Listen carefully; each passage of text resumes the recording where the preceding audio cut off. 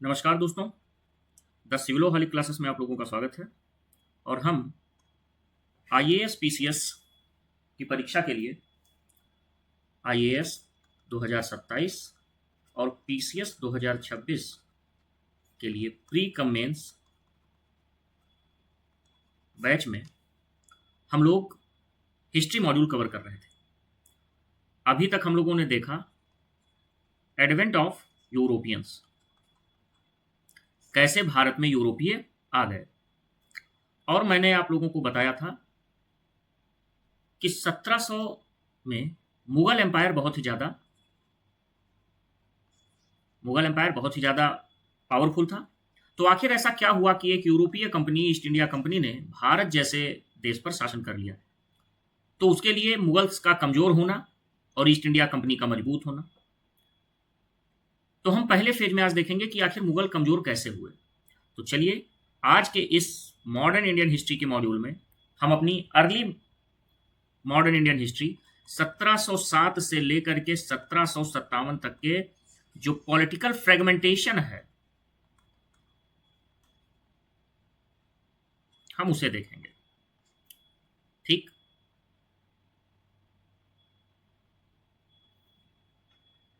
Completely अगर इसे हम माने कि किस तरह से इसको लेकर के चलना चाहिए। 1707 में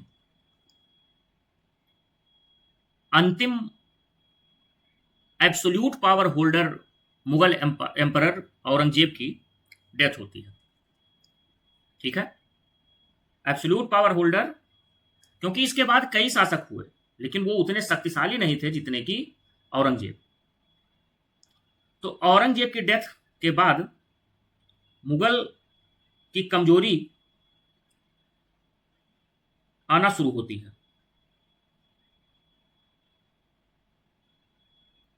ठीक है,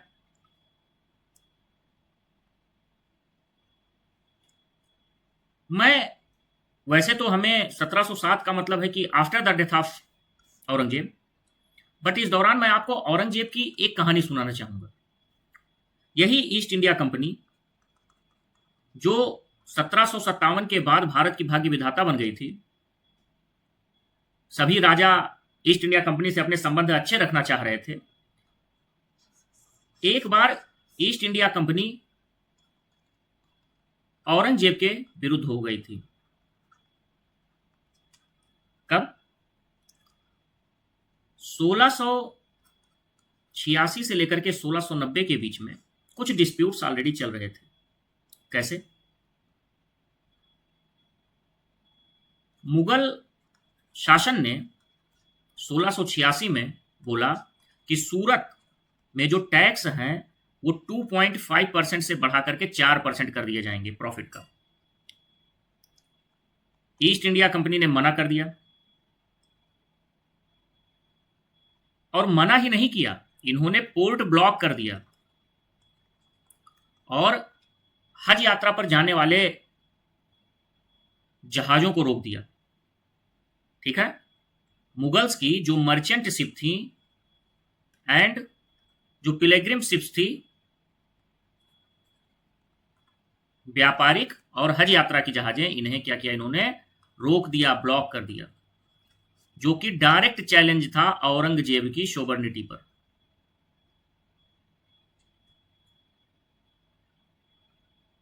अब औरंगजेब ने क्या किया? औरंगजेब की जो फोर्सेस थी, इन्होंने ईस्ट इंडिया कंपनी को सूरत, मछलीपट्टनम और विशाखापट्टनम और बॉम्बे, यहां पर 1689 में घेर लिया कंप्लीट।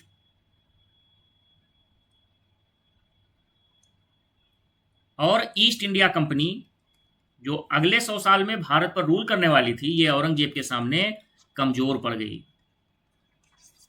इस समय ईस्ट इंडिया कंपनी के गवर्नर जॉन चाइल्ड थे, और माना जाता है कि ये इनका बहुत ही चाइल्डिश डिसीजन था कि जो वो सीधे औरंगजेब से टक्कर ले रहे थे, जो कि पूरे विश्व की तीसरी सबसे बड़ी सल्तनत और सबसे अमीर सल्तनत का शासक था।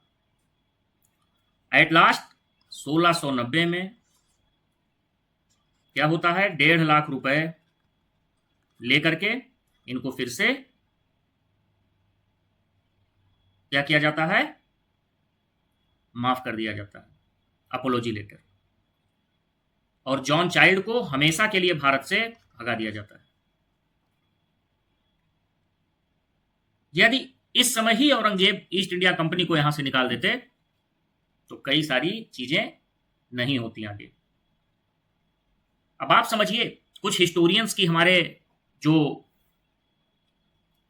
एक तरीके से वेस्ट का गुणगान करने की जो आदत है, आपको ध्यान होगा मैंने आप लोगों को बताया था चौल का युद्ध, जिसमें पोर्टुगीज ने हराया था। चौल के सेकेंड वार में पोर्टुगीज ने गुजरात प्लस मिस्र इजिप्ट की सल्तनत को हराया था। इसे कहा गया कि यहां सिद्ध हो गई कि यूरोपीय श्रेष्ठ हैं, लेकिन 1690 के इस युद्ध के बारे में कोई बात नहीं करता, क्योंकि यहां ब्रिटिशर्स कमजोर थे। खैर, इतिहास की विडंबना अपनी जगह पे है। ये औरंगजेब की ताकत थी, जो औरंगजेब बादशाह 1707 में जो है 1707 में इनकी डेथ हो जाती है। यह है 1707 का मुगल एम्पायर। देखिए आप,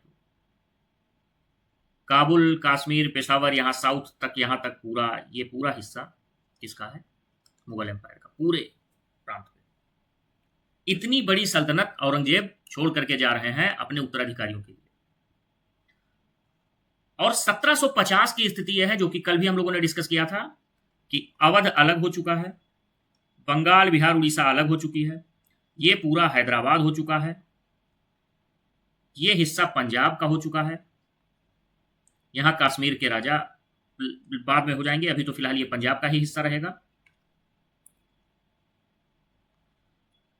ये पूरा बाकी जो रिमेनिंग पोर्शन है, ये यहां पर पूरा मराठा एम्पायर है, और यहां मैसूर है। ये पूरा मराठा एम्पायर है। अब आप सोचिए कि यदि आप 1707 के भारत में होते, यदि आप 1707 के भारत में होते, तो would you predict that the political map would look radically different in just 50 years? क्या आप ये सोच सकते थे?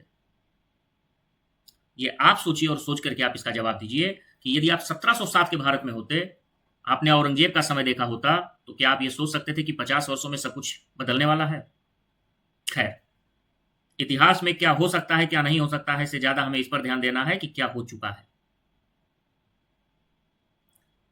अब हम थोड़ा सा पिछले क्लासेस में देखते हैं कि यहां पर हम लोगों को अभी क्या समझ में आ रहा है कि 1707 में औरंगजेब की डेथ हो चुकी है, और पिछली क्लास में हम लोगों ने देखा था कि from trade to empire, European जो कंपनीज हैं, ये अपने ट्रेड इंटरेस्ट के लिए पॉलिटिकल इंटरफियर भी कर रही हैं।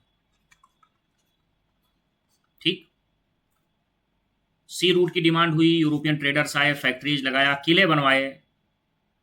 मैंने आपको बताया था फोर्ट सेंट जॉर्ज 1639 में, फोर्ट विलियम, और कॉमर्शियल राइवलरी स्टार्ट होती है।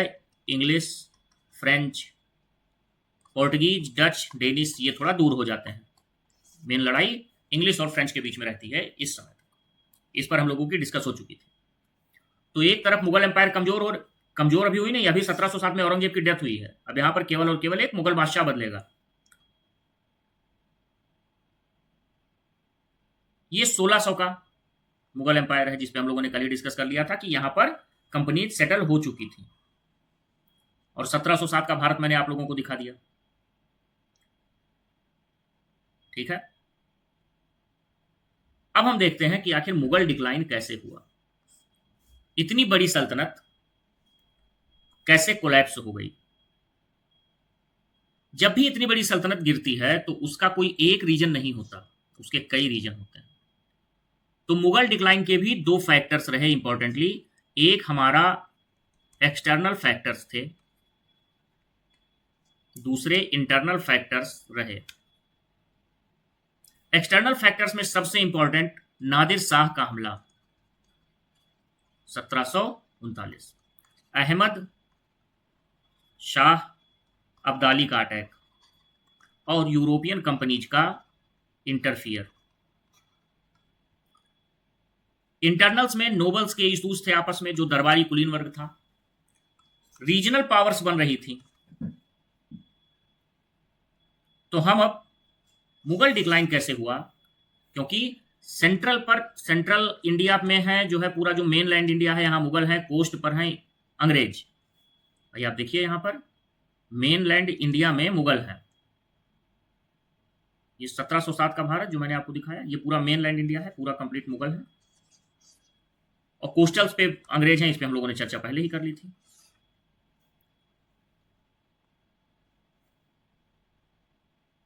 तो हम देखते हैं कि ये जो एक्सटर्नल और इंटरनल रीजन्स हैं, इन्होंने कैसे मुगल डिक्लाइन को अफेक्टेड किया। ठीक है, उसके लिए सबसे जरूरी है कि हम मुगल्स की पॉलिटिकल सिचुएशन को समझें कि उनका एडमिनिस्ट्रेशन किस प्रकार था। सबसे ऊपर होते थे एम्परर या बादशाह, फिर नोबल्स होते थे कुलीन वर्ग, उसके बाद होते थे मनसबदार,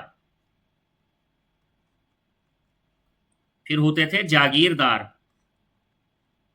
फिर होता था राजस्व विभाग, इसके कौन होते थे हेड? दीवान, दीवानी राइट्स 1765 में आप पढ़ेंगे, दीवानी राइट्स, रेवेन्यू कलेक्ट करने का अधिकार, सेना और सेना पर शाही नियंत्रण, कतई एकदम सेंट्रलाइज्ड केंद्रीयकृत व्यवस्था है। मोनार्की में यही होता ही था। अब आप समझिए, अगर एम्परर मजबूत रहेंगे, बादशाह मजबूत रहेंगे, तो कुलीन वर्ग कमजोर रहेगा। कुलीन वर्ग हमेशा चाहता है कि बादशाह कमजोर हो। बैरम खां, बैरम खां का मामला अकबर के साथ,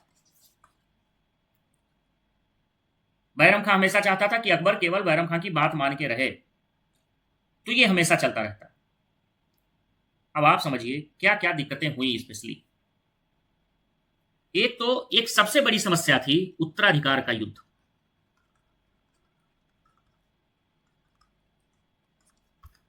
काफी ज्यादा रिसोर्सेस और आर्मी इस उत्तराधिकार के युद्ध में जाती थी। अब औरंगजेब ने भी जो है उत्तराधिकार का युद्ध लड़ करके जीत प्राप्त की थी, दारा सिकोह को हराया था। और औरंगजेब के पिता शाहजहां ने भी उसी तरह से।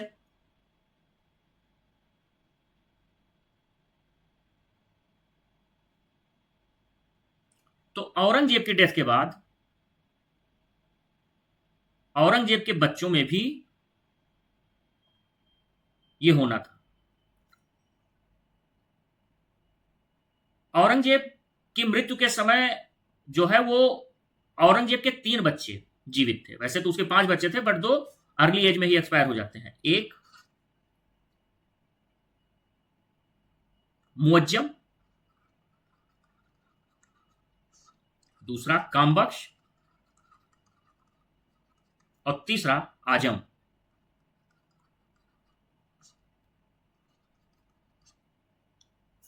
इनके बीच में युद्ध शुरू हो जाता है और कामबख्श और आजम शाह को हरा के मुअज्जम 1707 में भारत के सिंहासन पे बैठता है, हिंदुस्तान के मुगल सिंहासन पे। मुअज्जम ही उपाधि लेता है बहादुर शाह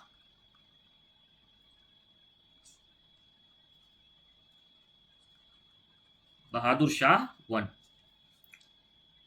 इसके साथ ही जब बादशाह 1707 के बाद 1712 तक तो कुछ स्थितियां बनी रहती हैं, लेकिन 1712 के बाद और ज्यादा लोग कमजोर होने लगते हैं और दरबार में ईरानी गुट तुर्की गुट और हिंदुस्तानी गुट में पूरा एकदम बढ़ जाता है। फिर होता है जागीरदारी प्रेशर। जागीरदारी प्रेशर क्या था? जैसे कई बार मान लीजिए 8 लाख रुपए की एक जागीर है जिसका नाम है नागौर। अच्छा, जागीरदारी ट्रांसफरेबल सिस्टम हुआ करती थी, और औरंगजेब के समय या जब भी कोई जो है बादशाह बनता था तो वो अपने सपोर्टर्स को जागीर और मनसब देता था।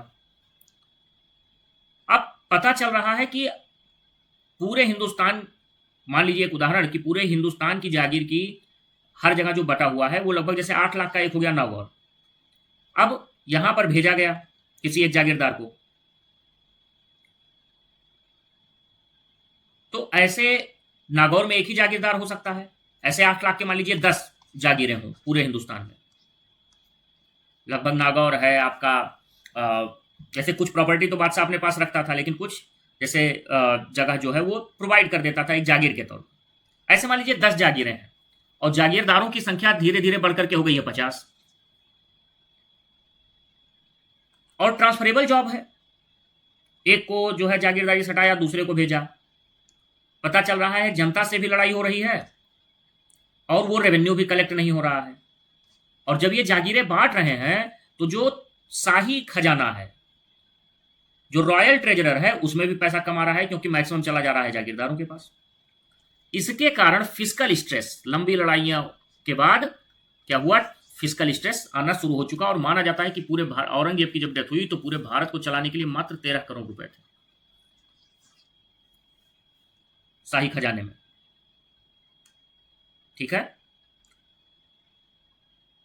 इसके साथ ही साथ जब सेंटर कमजोर हुआ तो प्रोविंशियल ऑटोनॉमी बढ़ गई। अवध, बंगाल, हैदराबाद और other regional challenges, Maratha, Sikh, Jat, ये भी प्रभावी होने लगे। और एक्सटर्नल इन्वेजन, नादिर शाह और अहमद शाह का हमला, इसने मुगलों की कमजोरी को उजागर कर दिया कि अब मुगलों में दम नहीं बचा। 1740 में, 1739 में और नादिर शाह के हमले ने जो खजाना था उसे भी खाली कर दिया। तो इकोनॉमिक, आप समझिए कि इकोनॉमिकली कमजोर हो चुके हैं, मिलिट्री की कमजोरी आ चुकी है, अच्छे एडमिनिस्ट्रेटर्स नहीं है, क्योंकि 1724 में माना जाता है कि 1724 में निजामुल मुल्क का जाना, जो जाके हैदराबाद में जाके सेट हुआ, उसे मुगल निष्ठा का पलायन माना जाता है। ठीक है, इकोनॉमी कमजोर हो गई, मिलिट्री कमजोर हो गई, एडमिनिस्ट्रेटर कमजोर हो गया, तो ऐसे में सल्तनत कमजोर हो जाती है। अब यहां पर एक चीज मैं आपको समझाना चाहता हूं। जैसे कई लोग कहते हैं कि औरंगजेब की डेथ के बाद मुगल्स इमीडिएटली कोलैप्स हो गए। इमीडिएटली कोलैप्स नहीं था, वो ग्रेजुअल था। तभी 1707 से अंतिम मुगल सम्राट 1857 तक रहे। इनकी लेजिटमेसी अभी भी बनी रही। ठीक है,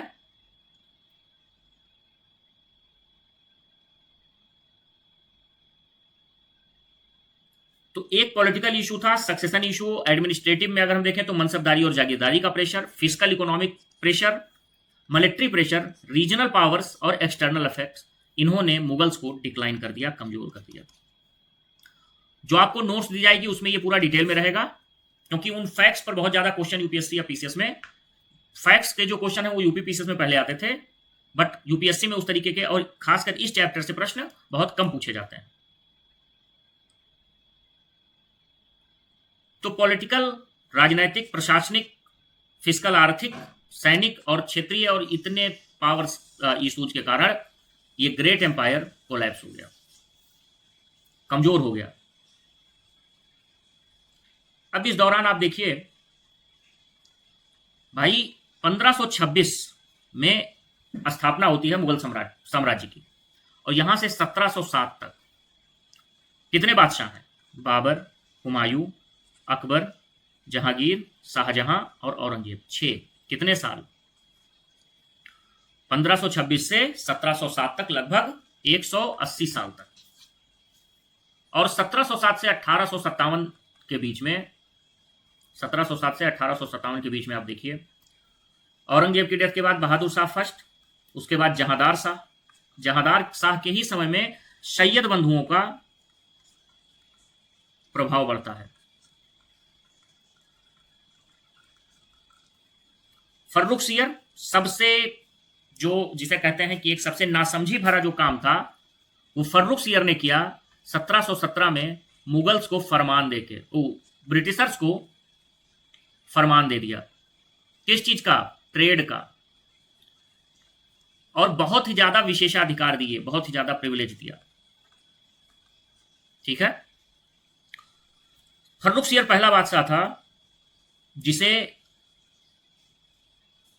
जो है मतलब कत्ल कर दिया गया एक तरह से। जहांदार शाह के समय से ही, अब सोचिए 1707 में किसी की हिम्मत नहीं है कि मुगल बादशाह तरफ देख ले, और 1717 में दौड़ा के मारा जा रहा है अपने घर में। मोहम्मद शाह रंगीला, इसी के समय रीजनल पावर्स बढ़ी, नादिर शाह का हमला, कोह-ए-नूर की लूट, और ये इतने महान थे। अच्छा, इस बीच में भी जो है 1719 यहां भी 3 बादशाह बने। और मोहम्मद शाह दरबारियों की घूस में से हिस्सा लेता था, पैसा, और ये इसने गुटबाजी खत्म नहीं की, उसे बढ़ावा दिया। कई बार माना जाता है ये स्त्रियों के कपड़े पहन के, या कई बार नेक्ड अवस्था में भी ये दरबार आ जाता था, इसीलिए इसको रंगीला कहा गया। हमेशा ड्रिंक, शराब में जो है डूबा रहता था। फिर अहमद शाह बहादुर, अहमद शाह बहादुर के बाद आलमगीर सेकंड, आलमगीर सेकंड के बाद शाह आलम। शाह आलम बहुत जो है वो इस तरीके का शासक है कि रिस्क लेता है। अब देखिए यहां पे आलमगीर सेकंड के समय में ही प्लासी की वार युद्ध हुई, ये यहां पर गलत हो गया है। बक्सर की लड़ाई लड़ी शाह आलम ने, पेंशनर बना ब्रिटिश का 1803 में, और इसने दीवानी राइट्स भी दिए 1765 में। उसके बाद अकबर सेकंड, राजा राममोहन राय को राजा का जो खिताब था वो अकबर सेकंड ने दिया था। और बहादुर शाह सेकंड, जो जफर के नाम से कविता लिखते थे, 1857 में इनकी डेथ हुई। 1857 के गदर के समय, 1857 के विद्रोह के समय ये मुगल सल्तनत पे थे, जो जाकर के बाद में इनकी डेथ होती है कहां? म्यांमार में, बर्मा। लगता नहीं है जी मेरा उजड़े दयार में, ये इन्हीं की फेमस गजल है। तो आप देखिए कि 1526 से 1707 तक मात्र 6 बादशाह, और 1707 से 1857 के 150 सालों में लगभग 10 से 15 बादशाह बने। ये अपने आप में ये दिखा रहा है कि किंग कमजोर हो रहे हैं, और किंग कमजोर होते हैं तो किंग मेकर्स की भूमिका बढ़ती है। जब कर्नाटिक वार पढ़ेंगे तो हम देखेंगे कि डुप्ले सबसे पहले किस तरीके से किंग मेकर बना एक यूरोपियन कंपनीज का। सैयद बंधु जो है वो किंग मेकर की भूमिका में आ जाते हैं।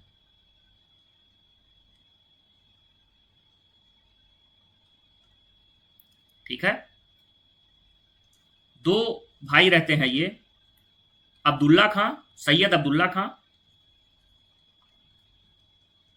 और दूसरा हुसैन अली खां।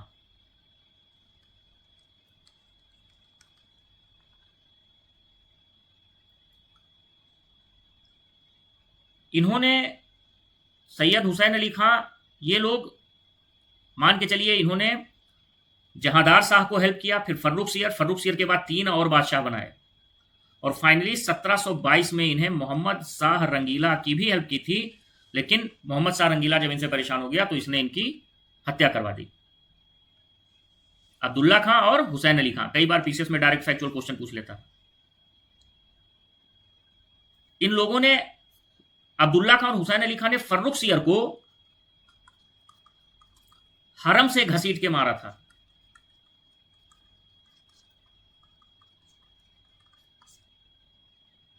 ठीक है। तो यहां से मुगल्स में क्या होता है कि किंग या मोनार्क या एम्परर कमजोर हो रहा है, और वजीर की ताकत क्या हो रही है? बढ़ रही है। ठीक है। 1717 में फर्रुख सियर का एक फरमान जारी होता है किसके पक्ष में? ईस्ट इंडिया कंपनी के। इसे भारत में ईस्ट इंडिया कंपनी का मैग्ना कार्टा बोला जाता है। बहुत राइट्स इसने दिए। मैग्ना कार्टा क्या होता है? सिटीजन राइट्स पर पहली जो एक कोई ऑफिशियल डिक्लेरेशन है वो मैग्ना कार्टा है, जिसमें मोनार्क ने कुछ राइट्स छोड़े थे। तो जब भी ऐसी बात होती है तो हम उसे मैग्ना कार्टा बोल देते हैं।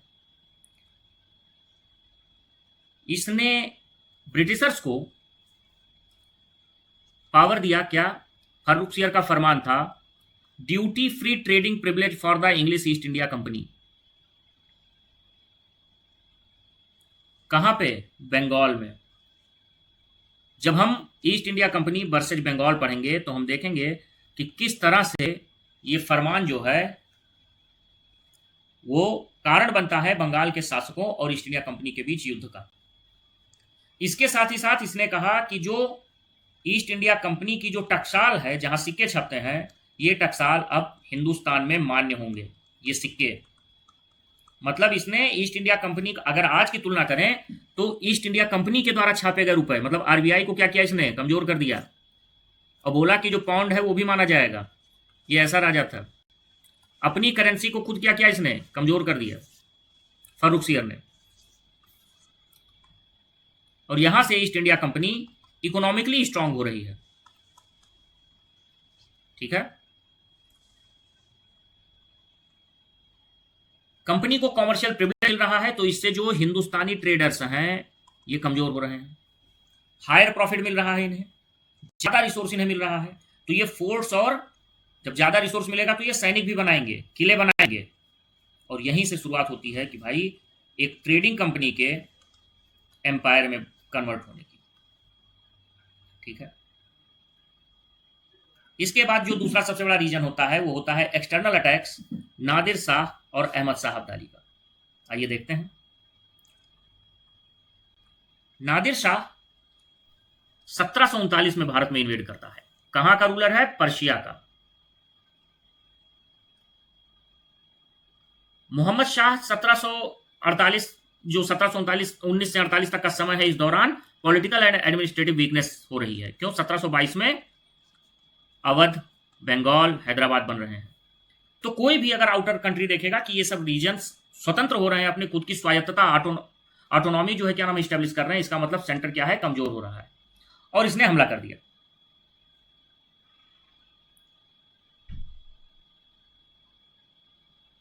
ठीक है।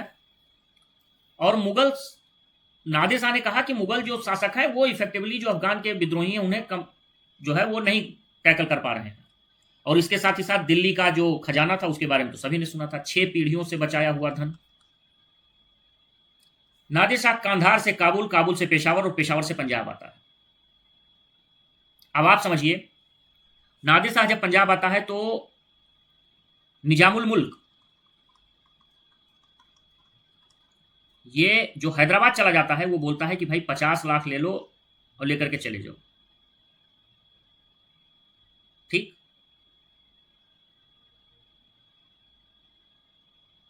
जब ये मतलब यहां पे आता है तो पंजाब से अच्छा लगातार मोहम्मद शाह के पास खबर पहुंच रही है कि वो पेशावर आ गया है, पंजाब आ गया है। और यहां पर बहुत फेमस है कि दिल्ली दूर है। ये मोहम्मद शाह रंगीला का स्टेटमेंट है। फिर बैटल ऑफ करनाल हरियाणा के पास जो है वो 1739 में लड़ी जाती है 24 फरवरी को, और मुगल डिफीट होते हैं। मुगल डिफीट होने के बाद भी निजामुल मुल्क बोलता है कि नादिर शाह 50 लाख लेके चला जाए, और 50 लाख लेकर के तैयार हो जाता है नादिर शाह। लेकिन उस समय अवध के जो शहादत अली खां हैं ये बताते हैं कि भाई करोड़ों का खजाना है, आप चले जाओ। और मोहम्मद शाह नादिर शाह के सामने सरेंडर हो जाता है। नादिर शाह दिल्ली में घुसता है और उसके बाद हत्या, लूट, बलात्कार, भयानक।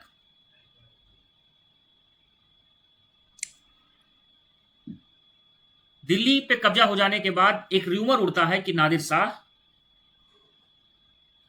की डेथ हो चुकी है, और दिल्ली के लोग जो है वो नादिर शाह की आर्मी को मारने लगते हैं। ऐसे में नादिर शाह एकदम भयानक भीषण हत्याकांड की जो है क्या नाम है वो कि सबको मारो, एक अनुमति देता है। दिल्ली को पूरी तरीके से लूटा जाता है।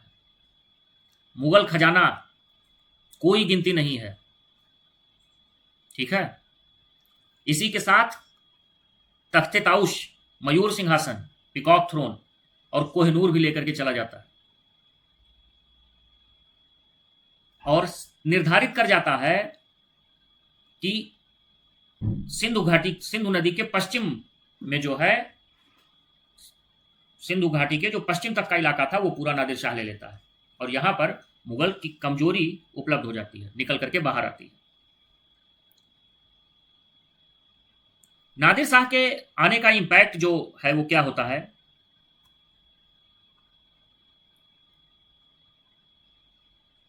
कि मुगल प्रेस्टीज जो है वो समाप्त हो जाती है। मुगलों की जो एक सम्मान था वो कमजोर हो जाता है। इकोनॉमिक डिक्लाइन, पूरा खजाना खाली हो जाता है, लूट लिया जाता है। करनाल के युद्ध ने यह दिखा दिया कि मुगल अब कमजोर हो चुके हैं। नॉर्थ वेस्ट फ्रंटियर कमजोर हो जाता है। मुगलों की सर्वोच्चता की जो एक छवि थी वो कमजोर हो जाती है और रीजनल पावर्स ज्यादा एक्टिव हो जाते हैं।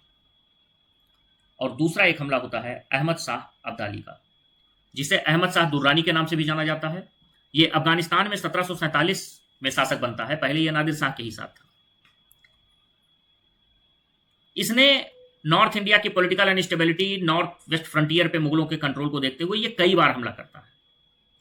इसका मुख्य उद्देश्य अपना प्रभाव बढ़ाना और खजाना लूटना था। 1748 से 1767 के बीच में ये 8 बार हमला करता है। पहला 1748 में और सबसे फेमस पांचवा 1761 में कि जब बैटल ऑफ पानीपत होता है, मराठा वर्सेज अहमद शाह अब्दाली।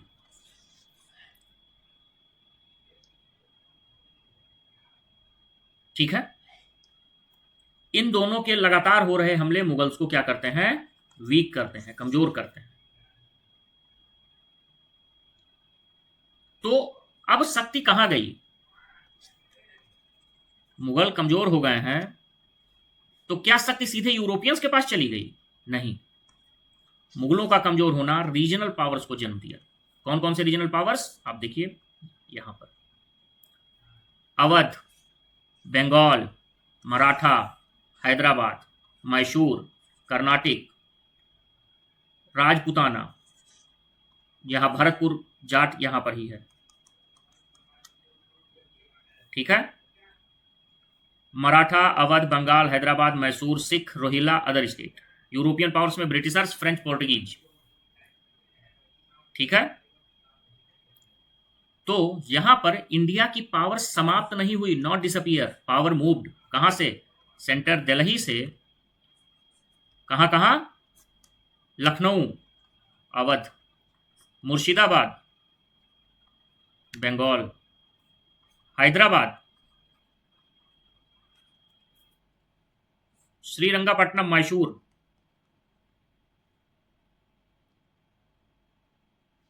राजपूत, मराठों की पुणे, कौन है यहां पे? पेशवा।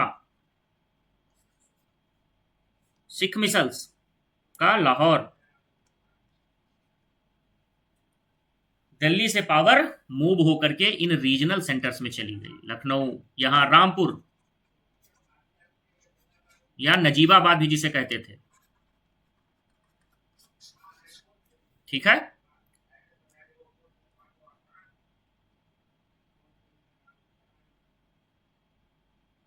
तो मुगल कमजोर हो रहे हैं, सेंट्रल कंट्रोल कमजोर हो रहा है और मल्टीपल पॉलिटिकल सेंटर्स हमारे बन रहे हैं। तो यहां से फ्रेगमेंटेड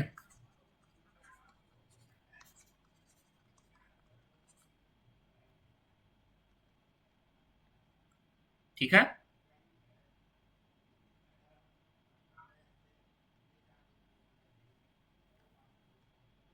अब मुगल सक्सेसर को समझिए। बंगाल, अवध, हैदराबाद ये मुगल सूबे थे। मराठा, सिख, जाट ये नई पावर्स थी। मैसूर, रोहिला, राजपूत स्टेट्स ये पहले से भी थे। नहीं, रोहिला भी जो है वो मुगल से ही निकले थे बाद में। मतलब मुगल सूबे नहीं थे लेकिन मुगलों की कमजोरी का फायदा उठा करके बने थे। और राजपूत स्टेट्स, ये एडिशनल सेंटर्स थे। तो अब जो पहले इंडिया एक ध्वज के, एक मुगल के अंडर में था, अब वो फ्रेगमेंटेड हो चुका है।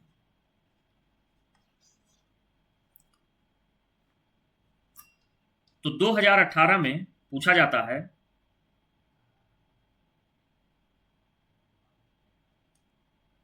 2018 में कि 18वीं शताब्दी का भारत विखंडित राज्यतंत्र की छाया से ग्रस्त था।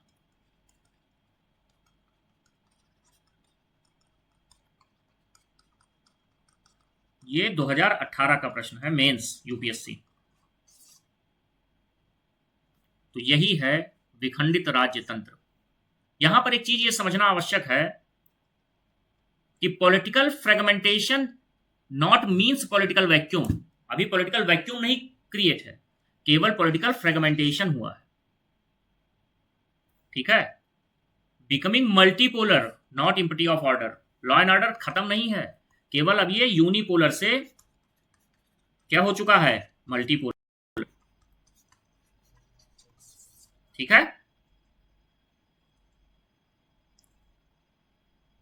तो अब हम 18वीं शताब्दी के भारत की राजनैतिक स्थिति को थोड़ा सा समझ चुके हैं। कल हम लोग पूर्णतः चर्चा करेंगे कि जो रीजनल पावर्स हैं उनमें सबसे पहला बंगाल। अब हम देखेंगे कि बंगाल, जब हम बंगाल की बात करेंगे तो संस्थापक कौन था और वो सारी चीजों के साथ ही साथ ईस्ट इंडिया कंपनी के साथ रिलेशन कैसे था, या ईस्ट इंडिया कंपनी का प्रभाव कैसे इनके ऊपर बना। इस तरीके से हम पूरा कवर करते हुए आगे बढ़ेंगे। ठीक है, और लास्ट में सब चीजों को एक साथ हम जोड़ेंगे। ठीक, तो चलिए आज की ये क्लास यहीं समाप्त होती है।